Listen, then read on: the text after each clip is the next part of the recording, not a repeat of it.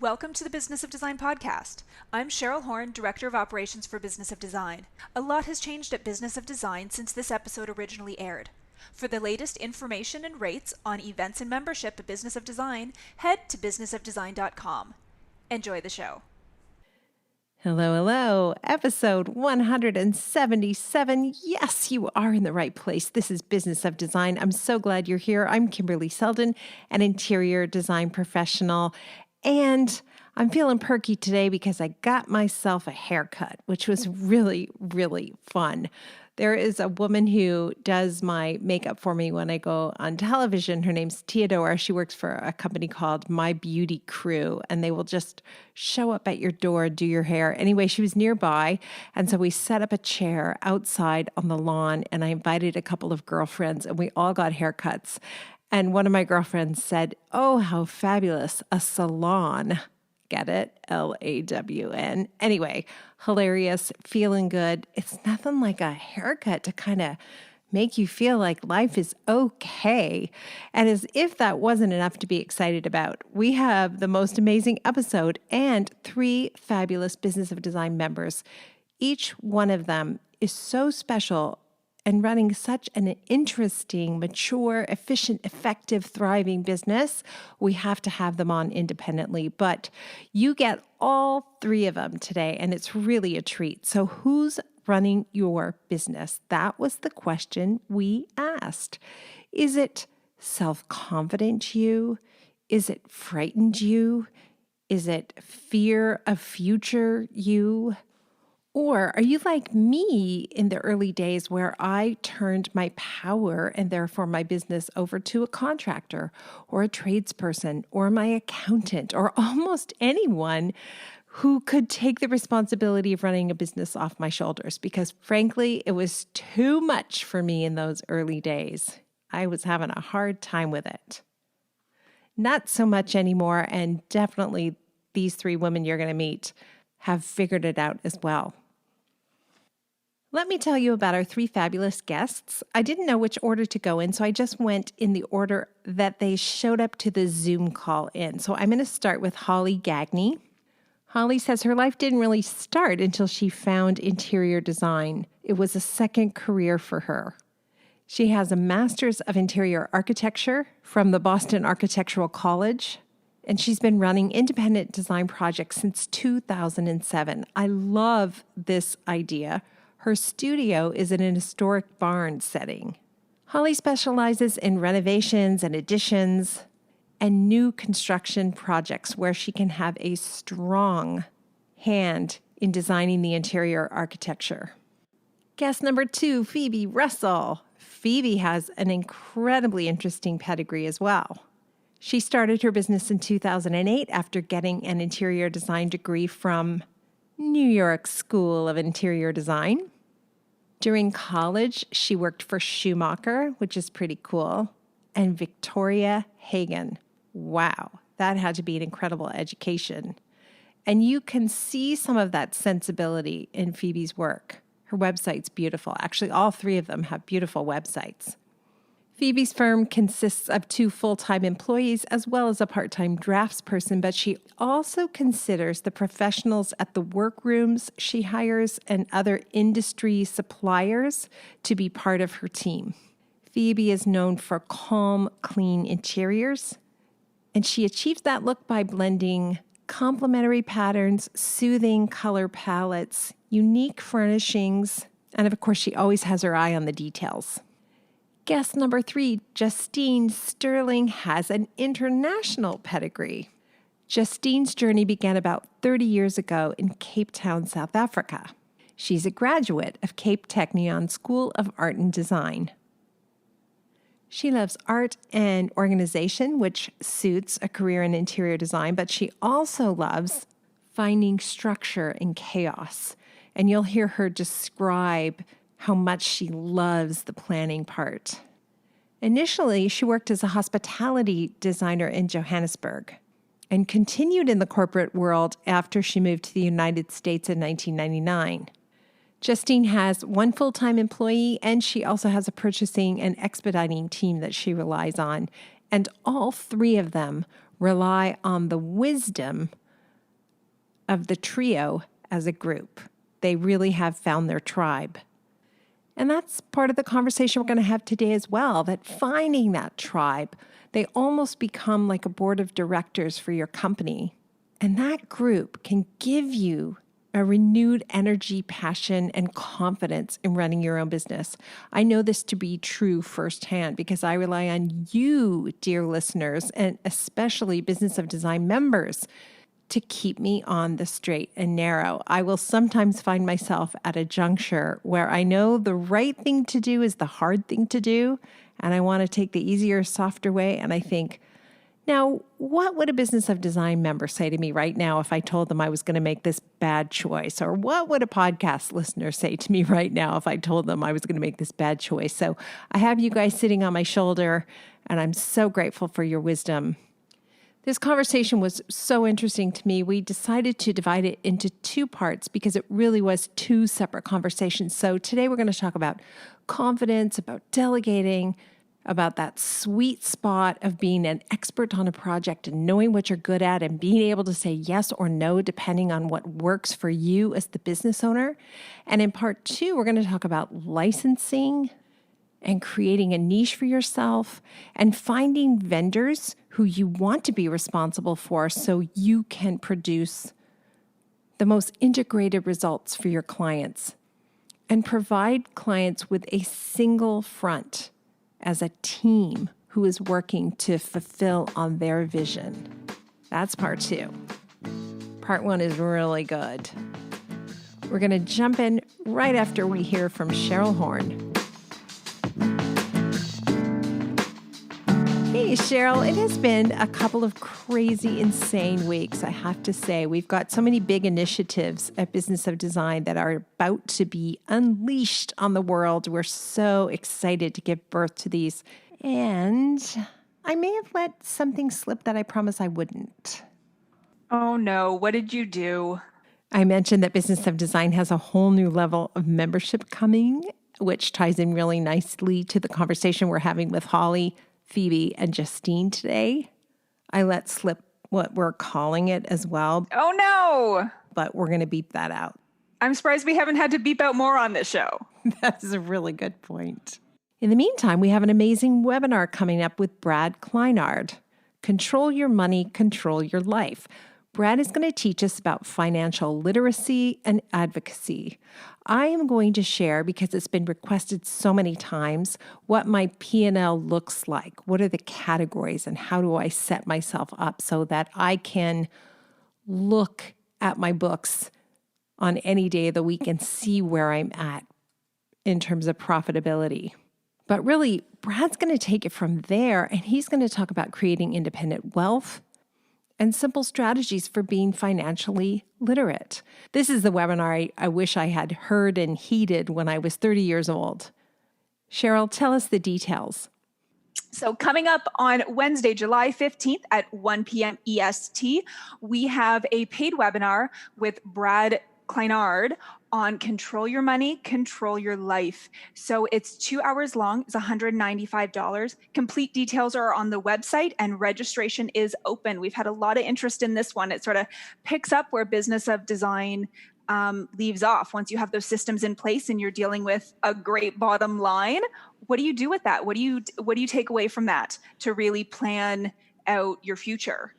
You are absolutely right. It just picks up where Business of Design leaves off. I love that. Cheryl, thank you so much. Now go and beep out the episode. We'll talk to you soon. Okay, bye. Welcome to the Business of Design podcast with Kimberley Seldon. Business of Design is the coaching community for independent designers like you.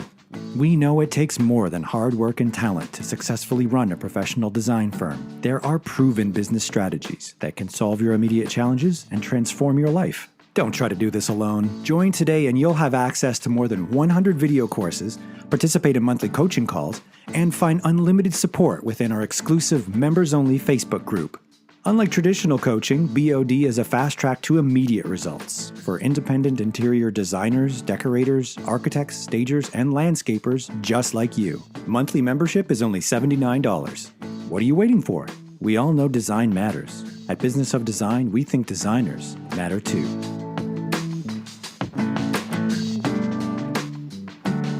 Well, hello. This is a Business of Design podcast. First, we have not one, not two, but three amazing interior design professionals on the show today. And I've told everybody a little bit about each one of you, but just go ahead and say hi. And to get things started, I would love to hear each one of you tell us one thing you are expert at. So tell us your name so everybody can identify whose voice is whose. And then tell us one thing you think you're expert at. So my name is Justine Sterling, and I'm an expert at space planning and understanding how the volume of a space and the layout and flow of and how that is just as important as the selections or the design elements within the room or in an entire home. I really think more about how all the individual parts make up the whole. And understanding space and volume is super, super important. And I feel that my space planning and attitude to that and how that brings all of my interior design projects to another level is really what sets me apart. I can totally relate to that. And I would even go so far as to say that that's my sweet spot. And I don't feel like I'm as good at any other part of the job. That's where I feel like I'm in my happy place. So I can confess that here. Hopefully my clients aren't listening, but thank you for sharing that, Justine. How about you, Phoebe? Yep. Hi, this is Phoebe Russell. I am an expert at the details. I think when I was younger, I'll tell a little story. My mom used to give me a puzzle and my brother a puzzle, and she'd say, do the puzzle. And I'd always start with the puzzle from the inside out. And my brother would always start from doing the outside and working in. And I think that idea of, I look at the details of, I'm extremely interested in how the doorknob talks to the trash can even, or the doorknob talks to the flooring. And I apply that to sort of all elements of my business. I'm very thorough, and I think about how everything connects from a design perspective, as well as a financial perspective, as well as an operations perspective. That's amazing. I love the idea that the beautiful things we purchase on behalf of our clients are talking to each other when we're not there. Yeah, definitely. And last, but of course not least, we have Holly. Hi, I'm Holly Gagne, and I would say that I am an expert at being a feeler. And sometimes this is a detriment. Most of the time, it's a really great thing. You know, I always take the technical side of design really seriously, but ultimately, I come down to what my gut is telling me. I can go into a space and I can, feel it and feel what's going to be right, and I can listen really deeply to people and sort of feel what emotions they want to get from their space and from their design. And I can translate that into physical elements. That's beautiful, actually, to hear each one of you discuss kind of a sweet spot in your process and how that can translate for our clients. And it's so important to understand that, because when you go out into the world to sell your services and sell your value, you have to understand what your value is. And any single one of those descriptions would be very attractive to me as a consumer, as a client. So really well done, everybody.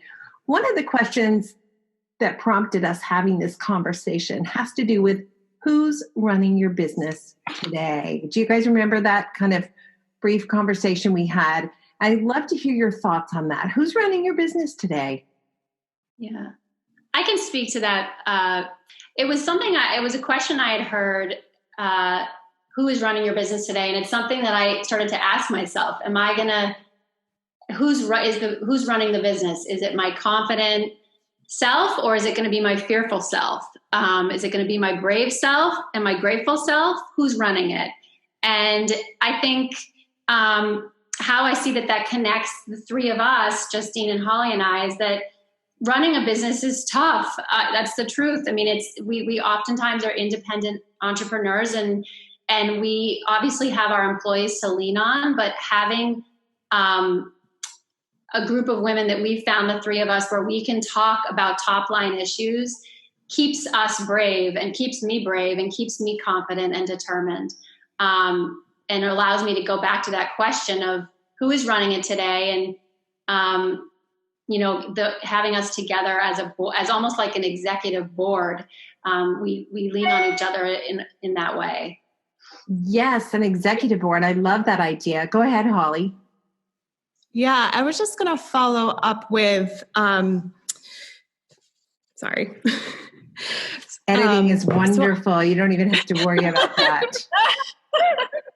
I was just going to follow up with the fact that up until probably about a year ago, I think I let a lot of other people run my business. And it may have been contractors, it may have been clients, it may have been different accountants that I sort of bounced around and always defaulted to whatever they said. Yes. It may have been, employees or other people that I interacted with in the industry. And until I could stand there and say, this is my business and I'm ready to take charge, I couldn't ever sort of be the person who ran my business. And I do feel like that's me today.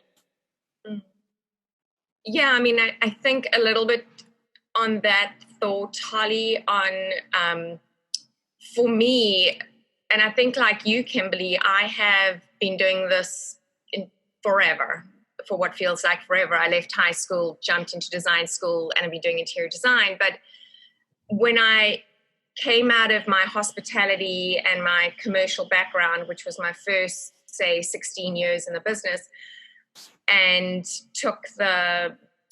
made the switch, I should say, to residential design, I thought that having all of those years of experience, I was like, I have got this. Like, I know everything. I've, run small design departments. I have handled big teams of people doing interior architecture of, millions of square feet of space, all over Cambridge. And then I came to realize, again, just recently, that, and especially going to your Business of Design conference, that certainly put a trigger on it. But I realized that I didn't know everything. I don't know all the answers, and I need to succumb to that. And knowing that I needed to do that really put me, I think, in a really good place to, find Holly and Phoebe. Well, it's interesting. Phoebe mentioned the executive board. And the reality is when you have an executive board, you have that board so you can tap into other brains, because it's not possible for one person to know everything. And I had this same experience, Justine, where I thought, yeah, I got this, I'm on fire. And then it took really humiliating failure for me to fall flat on my back and say, okay, looks like I need to get some humility here and start asking for help. But that brings up another tricky problem. Where do you get help? Right? You guys, I'm sure before you found each other, had a lot of different design friends that you probably talked to about business, but they weren't helpful because they weren't running the kind of mature, effective businesses that you want to run.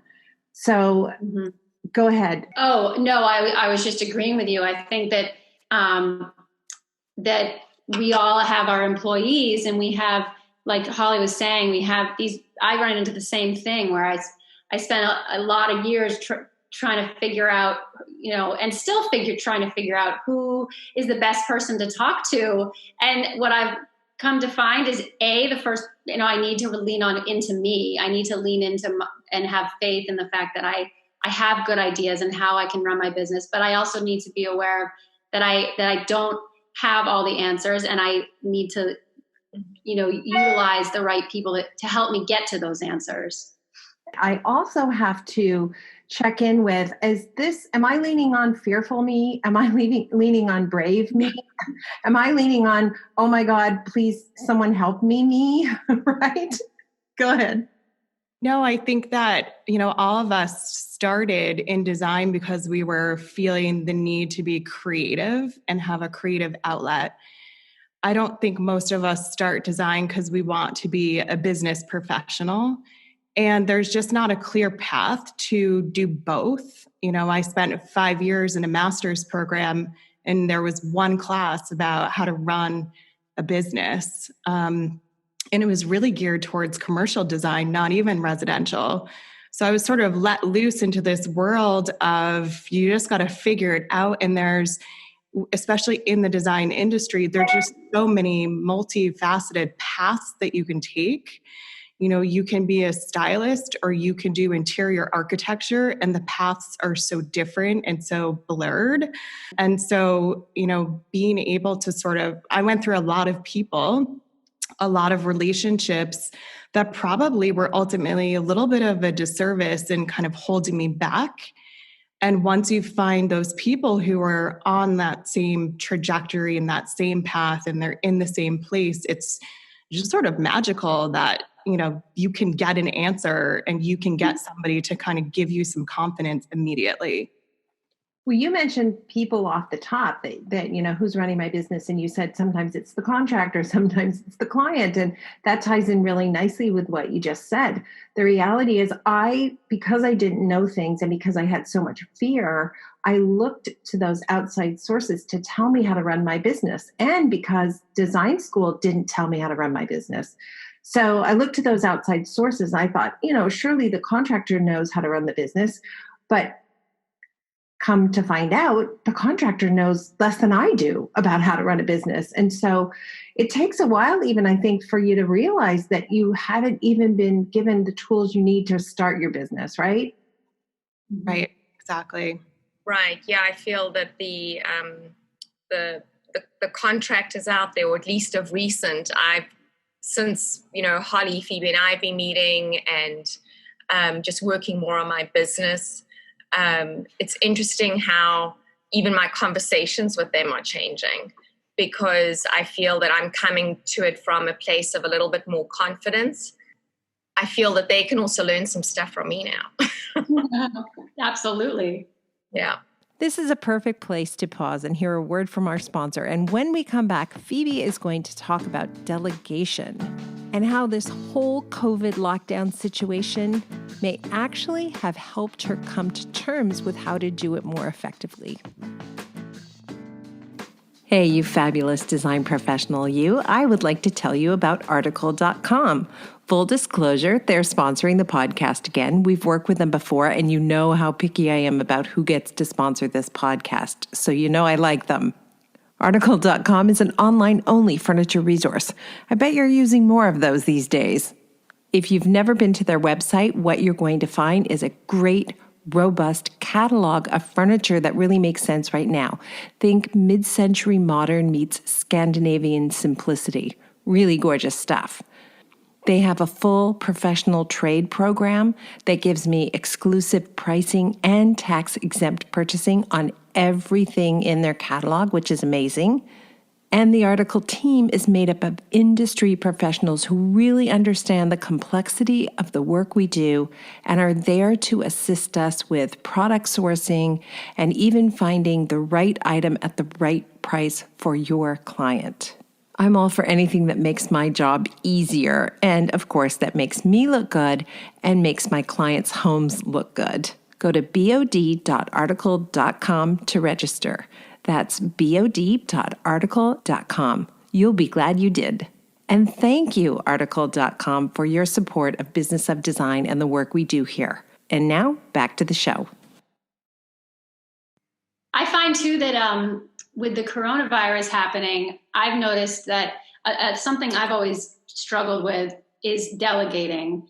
And, you know, I started the business on my own, and I spent the first, 5 years doing it all on my own until I hired my first employee. And with COVID, I've noticed that I have 2 kids at home under the age of 6 and no nanny. And so I'm working, as we all are, I'm trying to balance my family life and my work life and my own, taking care of myself. And I found that coronavirus has kind of forced me to say, Phoebe, what do you really need to do on your to-do list? Like, what can you give to other people to do? What can you delegate out? And I found that doing that has given me more confidence, because I've been like, no, you can hand that off to your office manager and she can probably do it better than you, or make your business shine more. So I think that there's been a blessing in this time for me that I've learned to delegate a little better, and it's making me a stronger business leader. And hopefully I can carry that through, after this stay-at-home order is over. Yeah, and I would follow up on the kid piece. All three of us have 2 children, and we're all doing the homeschooling thing and trying to run our businesses. But even before this time, it was really hard for me to go out to all the networking and design events that happen. Getting away to the conference was amazing because I could actually really immerse myself, but that's rare. And I think to be able to consistently have people to talk to that doesn't require you to go to an event and to do this massive networking and to do something that, as you're trying to balance your family and work and all these other things, is really feasible, and you can get right to the meat of what you need and start, instead of trying to wind around and figure it out and try and find it. Right. And we've been keeping each other, I should say, really accountable. And we have been meeting literally every single week since COVID started. We had a little dinner, which was right around the time that COVID was starting. We didn't quite know where it was going and how bad it was going to get. I don't know if you girls remember, we met at a restaurant and we were having one of our little meetings. I can't remember exactly what we were looking at around the table at the time. But it was really our own little mini business of design team meeting and trying to sort of understand principles more and steps more. And the next week we were at home and we were all talking, and we just decided that we would set up a Zoom call, and what was one Zoom call is now turned into, I don't know how many, sort of weekly now, almost 10, I guess. And it's really helped to have us have this, like Phoebe had said, this executive board where every time there's something on our minds, or if we just wanting to work through contracts that week or whatever is really hot on the heels of what's happening with COVID, often is what we'll discuss. And it's just been wonderful and honestly takes a lot of stress away. Yeah, we actually get very detailed into fees.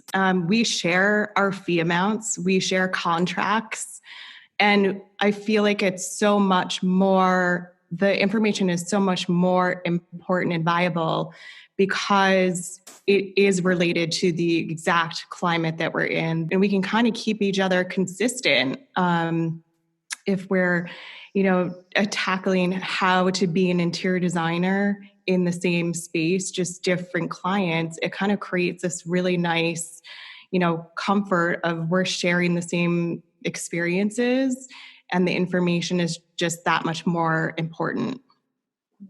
So often we hear people be concerned about sharing with someone who's in their same market. If I help this person who's in the same market, she might get mine. That's kind of the mentality, but I've never really subscribed to that. So it's really nice to hear you guys say that. It's helpful to us too at Business of Design because we are launching in September a new level of membership called, and it's all about the kind of open communication you guys are talking about and keeping each other accountable and all that kind of stuff. I was thinking back to what Phoebe said about being kind of forced to delegate. The real changing point, a tipping point for me in my business, Phoebe, came when I realized that I didn't just have to delegate those tasks that I just didn't have time to do, but I could actually intentionally delegate tasks I don't like to do. That was a game changer for me. It's like, yeah, I could do it, but I'd rather put a pin in my eye. So I'm going to figure out how I can give this to somebody else who actually thinks this is something fun to do. Does that resonate for you guys? Are you kind of thinking you might be getting to that point? It completely resonates with me. I am starting to feel what you're talking about. I mean, I've heard you say that before. I was at the Elite Retreat, and I think you had said that as well. And I'm like, man, I could give some of these things away. Like, I don't love to read to some of the financial sides of my business, the deep, when you're getting really deep into the details, some elements of those someone else could analyze those, and then I could look at them from a bird's eye perspective. And I love that part. And someone else could do that. And I felt that was so freeing. And I felt that was an improvement in the way that I lead. Because yes, I love that. And I think it's a sign. It helps me know that I'm growing. And I love that when you said that to me, it really resonated strongly. Yeah, I think that's something that we've shared in our conversations every week is just, who are the staff that you have? What do they do? What do you have them do? What does that look like? Even, what do you pay them? And that, like, just being able to have that conversation with somebody else gives you even more confidence to feel okay about doing that. Yeah, and building your business. I think that, making that first full-time hire or second employee is what gives you, or what makes you realize how crazy you've been. When I remember making my, first full-time employee, and I suddenly realized how many tasks I was doing that were frustrating me and kind of holding me back, and also holding me back from the standpoint of not making as much money as I could. You always think you're going to hire someone and you're going to make less money, but it's actually the opposite. And you can actually make a salary for yourself, and build your business, and knowing that other people can actually help you with those tasks is something that I always recommend to young business owners. And yet, getting back to what Holly said off the top, who's running my business? Is it an employee? Is it a contractor? Too many times I hired someone and said, okay, this is all a hot mess. Can you fix it? Mm-hmm. And it turned out to be a huge waste of money. And it just wasted what might have been a great employee. Employees don't know how to fix your design business. If they did, they'd have a design business. Mm-hmm. Yeah, for sure. Absolutely. Yeah. Yeah, I think something that I really struggle with, and it's a personality thing, I call myself the type A feeler. And so I want to do all the things. I want to do them perfectly. I want to be super detailed. I know how important it is. And then I get in front of an employee, or I get in front of a contractor or a client, and I think, I'll just, do whatever they need me to do right now because I want them to feel good. And, having this group that continually just kind of drills, your process, the steps, and how we want to run our businesses, and literally continually refreshing each other every week and bringing tricky situations up, and all of us just sort of holding hands and saying, no, we're not going to let you do that. It just has helped, going back to the beginning, just gives you so much confidence to say exactly what you need to and not waver. And say no. Yes. Kimberly, you told us to say no. Yes. Definitely saying no a lot more, and it's frightening. Yes. It's the most frightening thing. Holly and Phoebe know of something recently, and I'm really glad about the final decision that I'd made on something, and it was really having both of them, I think, as sounding boards to feel confident in that decision. Well, the thing is, sometimes, and I'm with you too, Holly, I feel like I'm an empath. I can kind of feel what's happening, and you tie that together with being a people pleaser, and you have a real problem on a job site, because sometimes I do know better than the client does, or I do know better than the contractor does. And I have to be really courageous and speak the truth, and sometimes say no, as Justine says. And the fact of the matter is, sometimes that's better for them. I used to think if I just do whatever they want and I turn myself into a pretzel, I'll make them happy. But the reality is I didn't make them happy, and I made myself crazy. So now sometimes I say no, and they seem momentarily unhappy, but long-term super happy. I think we can all track, when we say yes to something that we know we shouldn't, we know exactly what's going to happen. And when it happens, we know when it happened. And it takes experience saying no, and confidence, and just, taking control of your business, to really change that. Yeah, I couldn't agree more. And getting the right group of people in your corner matters a lot. So, as you know, speaking of the right group of people, you guys are definitely in my corner. We like to end every episode with design intervention. What comes to mind? This is Justine, and mine was if you're unsure how to react, then don't. And it's something that I have to keep telling myself every day.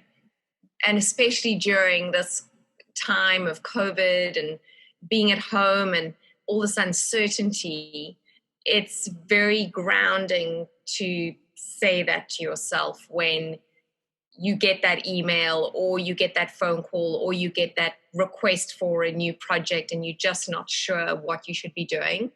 Just take the time, talk to your tribe if you have one, like me, Holly and Phoebe, and just think long and hard before you react or have gut reactions to what clients often expect from you. Oh my gosh. I have got to take that to heart, because if you're an empath, if you're a feeler, right, what the reaction is, oh, okay, sure. If you need that, absolutely. And it's really important, as you say, to take that beat and really consider which one of my selves has shown up for this answer. Is it confident me? Is it brave me? Is it chicken shit me? Who's here today? My piece of advice is about perfectionism. I think for me, I went into this industry because I love beauty. I'm so visual and I see things around me that are beautiful and I crave for that. And for a while I attached the way to get the beauty is through perfection. And that's just perfection is an unattainable goal. But what I take from that concept is that if I keep striving to be excellent, that's the best I can do, and that will create that beauty. So replace the word with being excellent instead of being perfect. I love that. Words to live by. You guys, thank you so much. What a great conversation. I have no doubt the three of you are going to be so successful, continue to be successful, and you've got some kind of like mob boss thing happen for the area of Boston. So you could be running the design syndicate. Great. Thank you so much, Kimberly, for having us. And you are really the one who brought us together. I had never been to a multi-day business of design conference. It was amazing. And I think we were all kind of at the right point to meet each other there. So thanks for bringing us together. Yes, here to that. And thank you so much, Kimberly. This has been fun. Yeah, thank you so much, Kimberly. Thank you for being a part of the Business of Design community. If you love what you hear on the podcast, take the next step by signing up at businessofdesign.com. As our thank you, you'll gain access to Business of Design's 15-step project management strategy, a free introductory course which includes 3 Business of Design systems you can implement for immediate results. And when you're ready for success, a Business of Design membership, monthly or annual, will dramatically improve your business and your life. What are you waiting for? Together we will achieve extraordinary results. Start today.